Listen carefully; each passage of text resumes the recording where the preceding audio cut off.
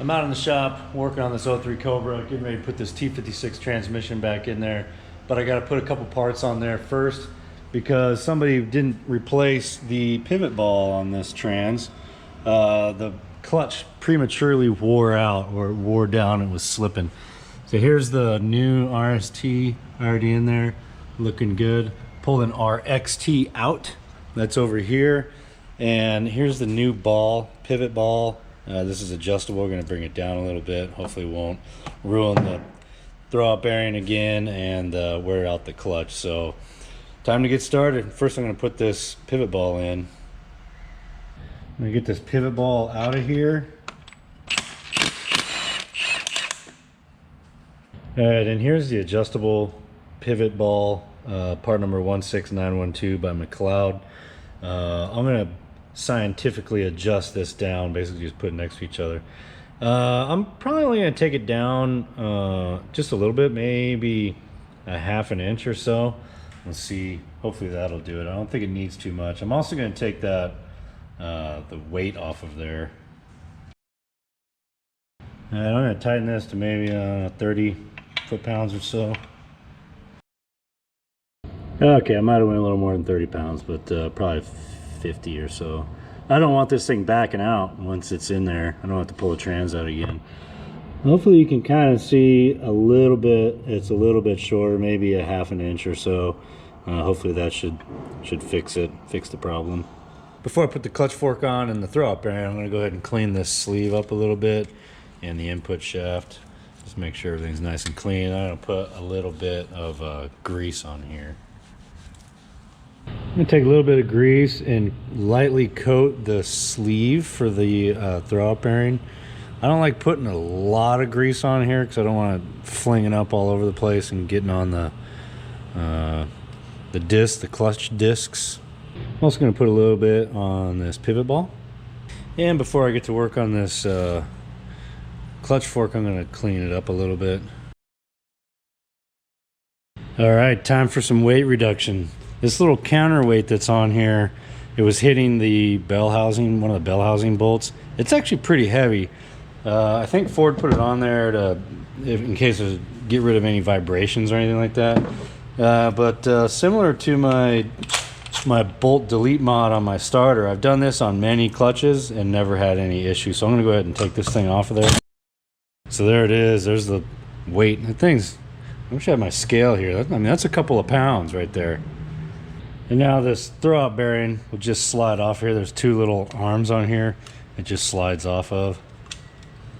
And I'm going to clean this underneath the throwout bearing a little bit. Just make sure that my pivot area. I'm going to put some fresh grease in there where the pivot ball sits. Now for the new throwout bearing. This is Ford part number M7546A. These are great pilot bearings. Even if a clutch comes with a factory one, I always use this one. Before I slide the throwout bearing on there's a couple spots I like to put grease. And two of them are right here, these two little arms on here that it kind of pivots on, and then on the back side of it as well. So the 2 points on either side where the throwout bearing is going to pivot around. Just put some grease on there. All right, so now with those 4 points greased, I'm going to go ahead and slide this pilot bearing up in there. It rides in between there. You might have to push down on these little arms to get it to slide all the way in.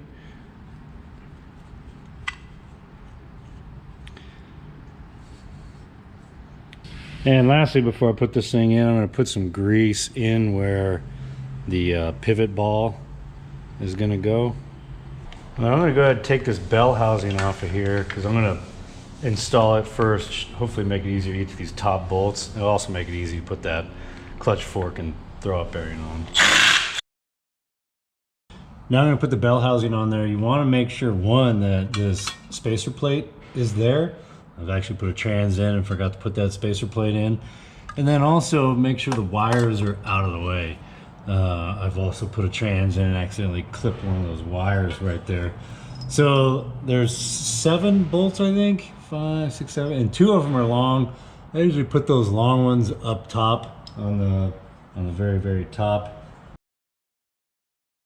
All right, so change of plans here. These top ones seem to be bottoming out on something up there. Probably hitting the intercooler or something. Luckily I didn't torque them down like too tight and break anything. But I'm gonna put these two on the sides here, right on the, so that I can see that they can penetrate through there. So I'm gonna take these and swap them out, put shorter ones up on top. Now I'm going to go around and torque these to 55 foot-pounds. There, I got these locating dowels. I'm going to put a little bit of PB Blaster on there just to make sure any corrosion is gone. Now we can slide this clutch fork on there. The way this thing sits is there's two little arms on here. That needs to go around the bottom side so the ball sits right in there. And then at the same time, this throwout bearing is just going to slide onto the sleeve.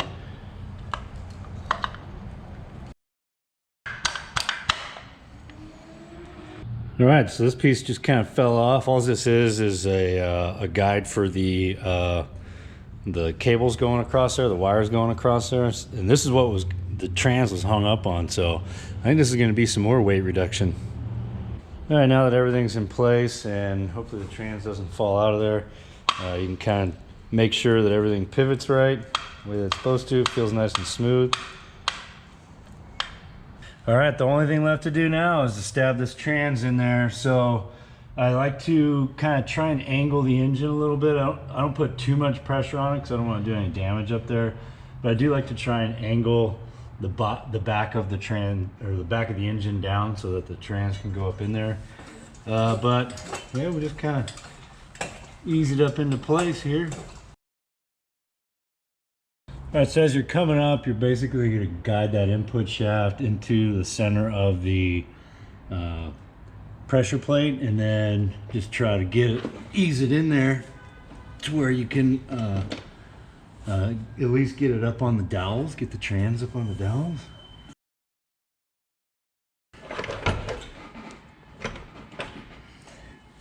Okay, that slid in pretty good. I think it's probably in through the disc. So I'm gonna see if I can get a couple of these started just to kind of hold it in place.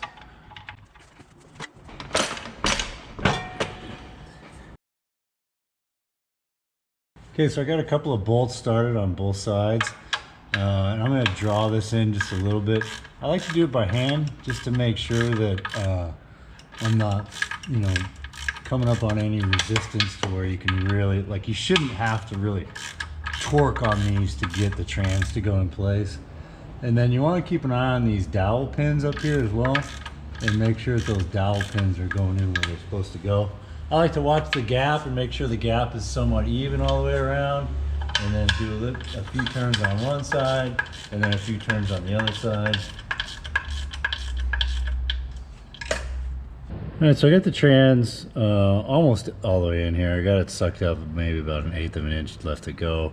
It's going in just fine, but I'm looking at this clutch fork and I can't help but think that I might need to adjust that ball out a little bit. My concern is that when the clutch is pushed in, this is going to move over, and I don't want it hitting the clutch as it's spinning or anything like that. So I think I might have put it in a little bit too far.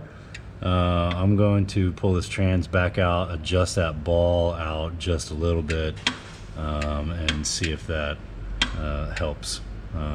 So back out with the trans. Okay, I slid the trans back just enough to where I feel like I should be able to get at the ball. Take this fork back off, and I'm going to loosen the lock nut on this thing. And I'm going to spin this ball out a couple rotations. Okay, so there you can see I took it out maybe 2 threads. That's about half of what I put it in there as, so probably 1/4 inch would have probably been adequate. So I'm going to lock that down and then see how that looks. All right, I got 2 bolts on either side holding the trans to the bell housing, and I like this a lot better. Before it was up here, that should be good. And what I want to make sure is you want to be careful, since you're supporting the front of the engine, tilting it up, you got to kind of be careful not to put too much pressure on the engine and trans combination as you're walking this trans in. So as you walk this trans in, it'll become more solidified.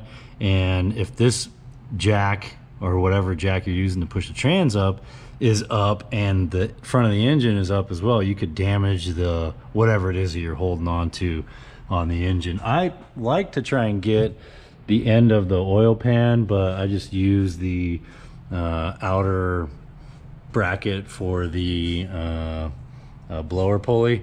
And I'm gonna go ahead and take this down now. Oh, it wasn't even supported on there, so that's good. You don't want to basically, you know, kind of scissor it in there and put too much pressure up here. So I'm gonna go ahead and take this down and lower the jack for the trans too. And I should be able to lower the trans jack. Yeah, it's barely even holding this thing up. All right, now with the trans in place, I can go ahead and put the rest of the 8 bolts. These get torqued to 26 foot-pounds. All right, now we can get this cross member bolted back up. All right, so that's kind of being a pain. I'm going to lift the back of the trans up and work these bolts in. All right, I got them all started, but I don't like, they're kind of all kind of splayed out, but let's see. All right, now that the trans is all the way in and torqued down, this is the amount of play that there is without that counterweight on here. I like that. It's not, there's not too much play. I feel like the first time there was a little bit too much play. I ended up going, I think, about 1/4 of an inch shorter on the pivot ball. This is what I like to see. There is a measurement where it wants the it calls for the clutch fork to be parallel or perpendicular, like straight across like this, not angled or anything like that, to the pressure plate when everything's installed. This looks, as I look down, it looks pretty straight to me. So that's what I like to see. Now I'm gonna put the electrical on here. This harness goes up over the top, comes down on the driver's side. All right, now I'm going to put my old friend the starter back in. This is also going to get the bolt delete mod, so that 3rd bolt up there is not going in. It's going to be a little bit of weight reduction. Should help the 60-foot time on this car at the drag strip. Let's see. But these bolts get torqued to 18 foot-pounds. That's it, 18. Whoever torqued this on there before and they put it to 100, it's 18, only 18 foot-pounds. And I'll go ahead and do the electrical while I'm here. These are really low torque as well. I think the big one is like 9 foot-pounds, and the other one's like, this little 10 mils, like 50 inch-pounds or something, and it's really low. So I've actually over-torqued these one time and I broke off the stud. So you gotta be careful. These don't need to be, you know, overly tight. You're just making an electrical connection on this thing. So don't over tighten these and break the studs off. And with the starter in, I like to put this little plastic thing on there just to kind of help it from anything from trying to short it out. While I'm up front, I'm going to put these 2 bolts in on the spacer plate. I think these things are torqued to like 20, 22 foot-pounds, somewhere in there. All right, time to see if we can get this clutch cable attached.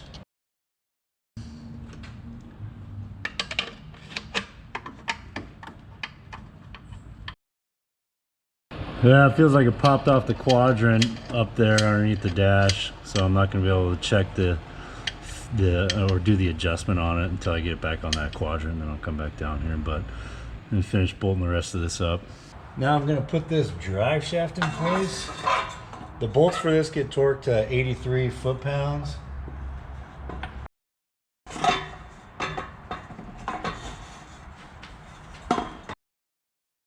Now we can work this exhaust up into place. Now, once I got all the bolts kind of started, or the nuts started, I like to put some type of support in the center of the X pipe and then check it from the side to make sure that it's not hanging down and going to cause any kind of clearance issues. I also like to check from the rear and make sure that the tailpipes are correct and that nothing is weird out the back. So once I get everything where I want it, then I'll go ahead and tighten everything down. And now with the exhaust tight, take this center support out, as well as connect the O2 sensors, the front and the rear O2 sensors. And we can put this little K-member cross brace in. Alright, so that's pretty much it for underneath the car. Now I'm going to lower it down and put that clutch cable back on the quadrant so I can come back down here and adjust the clutch cable.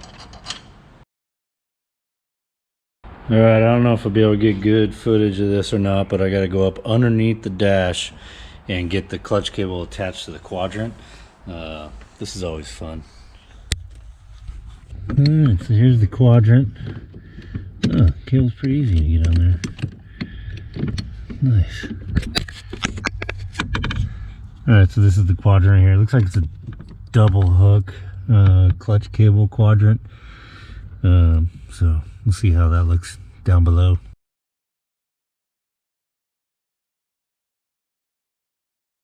Alright, so this is a little bit too loose. It's probably a little over an inch. I'd like to see less than that, so I'm going to break loose this jam nut, tighten that down a little bit.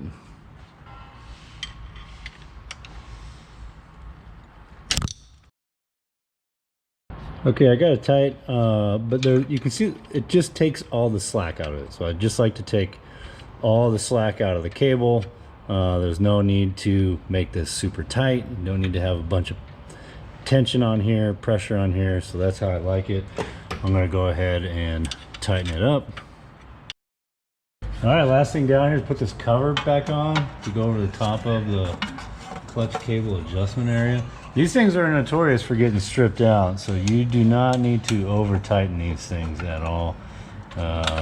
Just snug these things down, maybe 50 inch-pounds or something, I don't know. Don't over tighten these things. Okay, before I put the shifter on, I'm going to put some 4 quarts of Royal Purple Synchro Max for manual trans. You can actually fill a trans through its the top of it. Now before I put the shifter on there, I'm going to put a light coat of RTV on the trans and on the shifter. Make sure you clean off the old stuff first. And just put a light coat all the way around.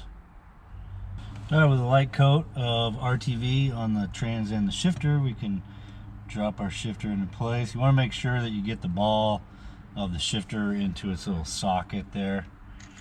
With the shifter in place, we can put this little isolator sound deadening thing in. Alright, now we can connect the power outlet and put this piece, trim piece, back on.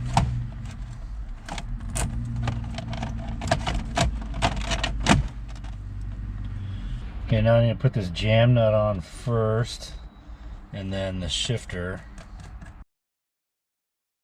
Alright, with the shift handle where I want it, I can tighten up that jam nut. And now, one of the final, most important steps is to act like we're rolling gears as we're drag racing or street racing or something. Feels pretty good. Alright, only one thing left to do. See how it feels when it's driven. You gotta connect the battery, fire this thing up.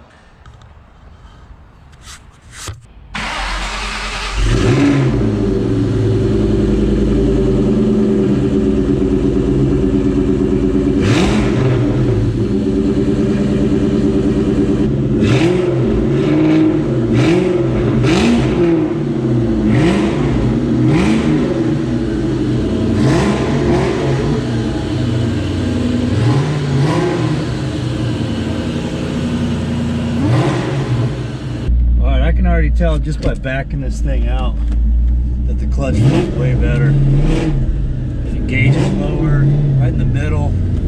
Feels perfect. Gauge is all the way. Before it felt like it was still slipping when the clutch came out. It didn't feel like it was all the way engaged. I can't really get on it because one of the back tires got a really bad bulge on it, so we got to put some new tires on it. I'll probably do a little overview of this car and maybe one of the other Cobras we got in the shop in a future video. But this is great. This clutch feels great. No chatter. The engagement is great. The location of the engagement is great. Thanks for watching. If you enjoyed this series or if this video, make sure you like and subscribe to the channel for future Mustang content.